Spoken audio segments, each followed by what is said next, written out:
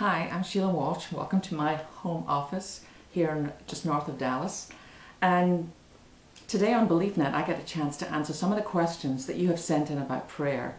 Great questions. Thank you so much for being so honest. So let's get to them. We have another question here from, great name, Perfect Chaos. One of my biggest questions about prayer is why some of them seem to go unanswered. Perhaps I'm praying wrong. Is there a wrong way to pray? Gosh, that's going to be one of the hardest situations in life to face.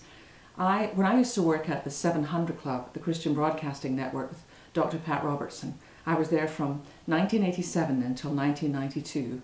And one of the most heartbreaking letters I got was from a young woman who had MS and she also had bone cancer. And she had prayed for healing and it seemed that God was not healing her.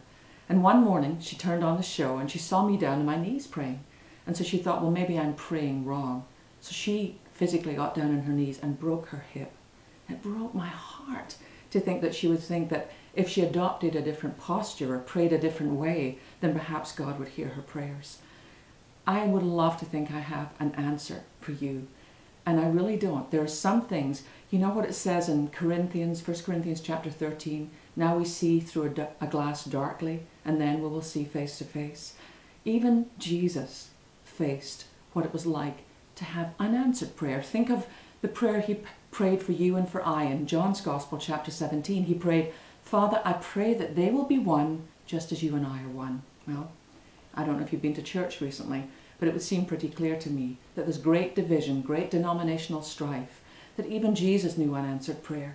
He also knew when God said no, as he knelt in the Garden of Gethsemane saying, Father, if it's possible, take this cup away from me. And his Father said no.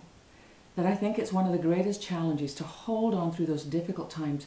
But what I would want to encourage you is it's not something you are doing wrong. God's not trying to make you jump through hoops to get it right. God loves you. And sometimes we just know that there's some things in this earth that we will not know until we get home and finally see him face to face.